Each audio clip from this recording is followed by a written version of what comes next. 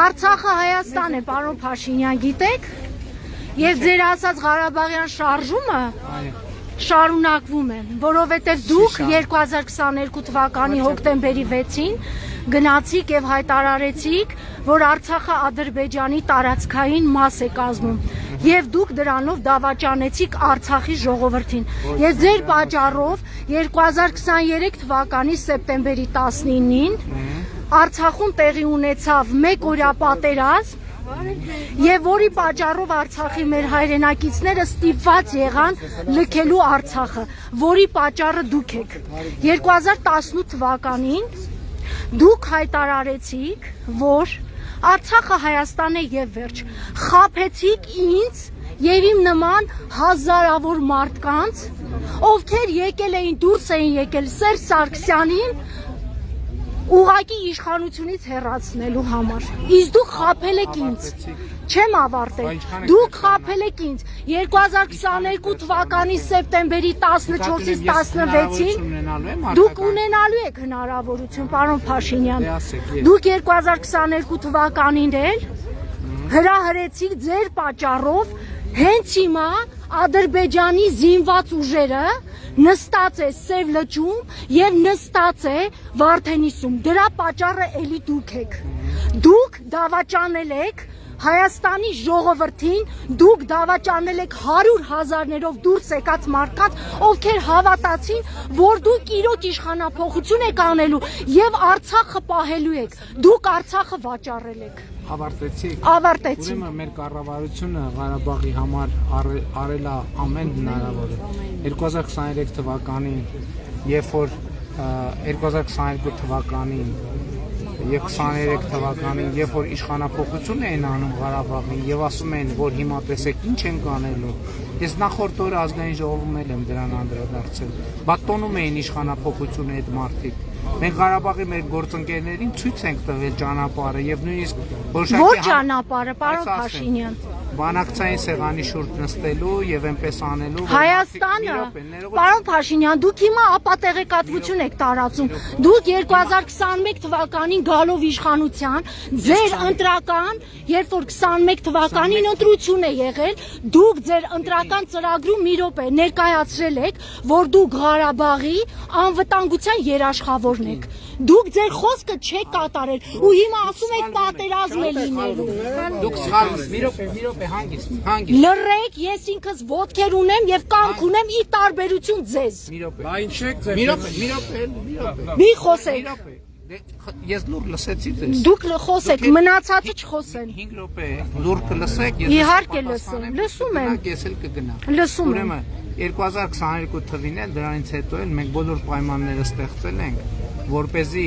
ձեր ասած խնդիրները լուծվելու հնարավորություն ունենան։ Ոչ մի կառավարություն Ղարաբաղի համար այնքան չի արել, ոչ ֆինանսական, ոչ տնտեսական, ոչ մնացած բոլոր առումներով։ Երբ որ Քոչարյանը եւ իր կողմնակիցները Ղարաբաղում իշխանափոխություն են անում, Քոչարյանը, Սարգսյանը, մյուսները իրենց կողմնակիցները եւ ասում էին եւ մենք հիմա Քոչարյանի եւ Սերժի անունը միայն մի տվեք, հա?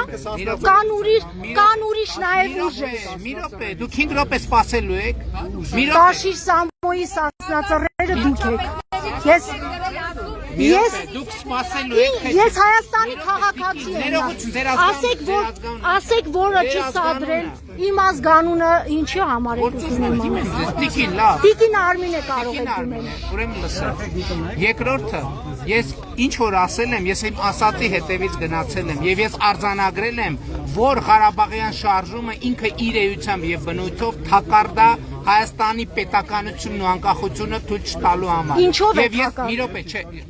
Լսեք, ինչ որ ես ասում եմ, ոչ մի նորություն չեմ ասում։ Ես ուղղակի ի հարգանս ձեզ, նաև չեմ ուզում ձեր ասածը անարձագանք թողեմ։ Բայց ես հիմա ինչ որ ասում եմ, ես տասնյակ անգամներով ազգային ժողովի ամբիոնից, հարցազրույցներով, իմ ուղիղ եթերներով ասել եմ, թակարդեր, որպեսզի Հայաստանը որպես պետականություն չկայանա։ Ես 2022 թվականին ճանաչել եմ Հայաստանի Հանրապետության տարածքային ամբողջականությունը, որովհետև չընդհատեք։ Ես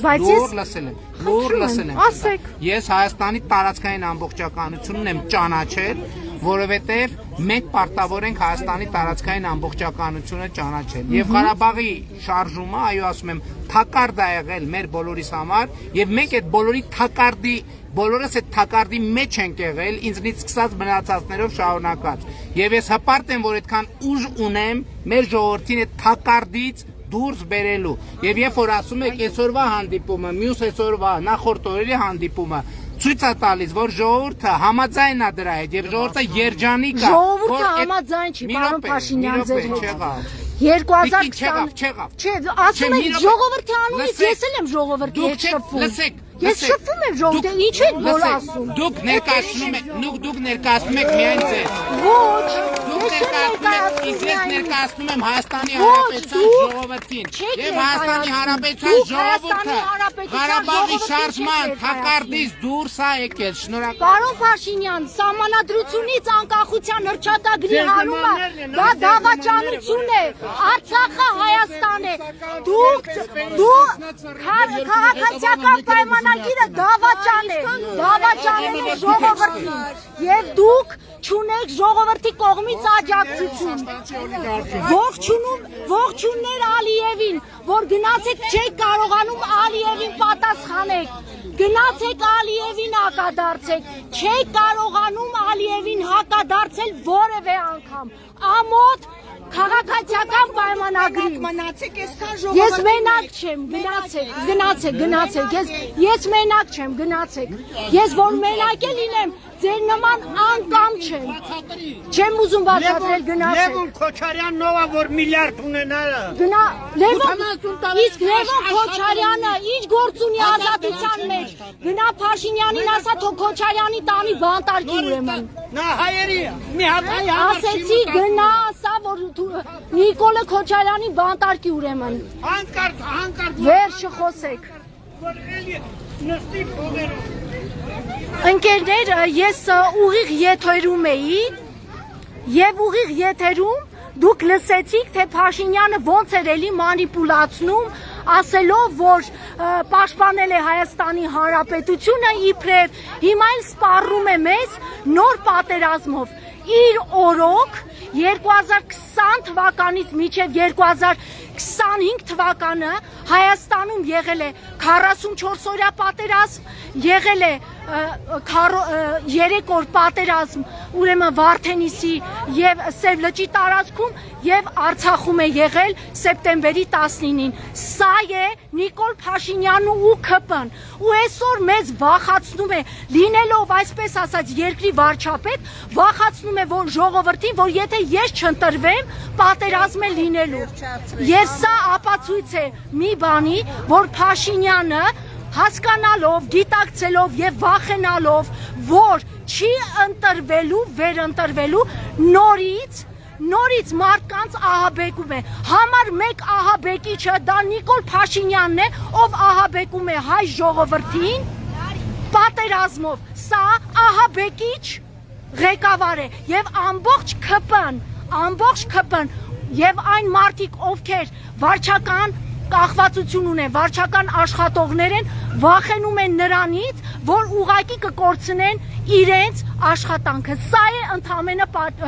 պատճառը։ Իսկ որ ասել ժողովուրդը վստահում է իրեն, ժողովուրդը պարզ է, որ չի ուզում պատերազմ լինի, բայց դա չի նշանակում, որ ես իմ տունը տեղը տամ, ինչ է որ պատերազմ չլինի։ Պատերազմը անխուսափելի է, որովհետև Ադրբեջանի համար հայ ժողովրդի գոյությունը ուղիղ վտանգ է։ Նրանց պետք է Զանգեզուրի միջանցք, իսկ Զանգեզուրի միջանցքում հայերը եւ Հայաստանը ուղակի ոսկորեն իրենց կոկորդին։ Եվ Փաշինյանը ինչքան ուզում է իրեն ճղի, չգիտեմ, տակնու վրա լինի, միևնույն է Ադրբեջանի համար եւ Թուրքիայի համար հայ ժողովրդի գոյությունը ուղակի անընդունելի է։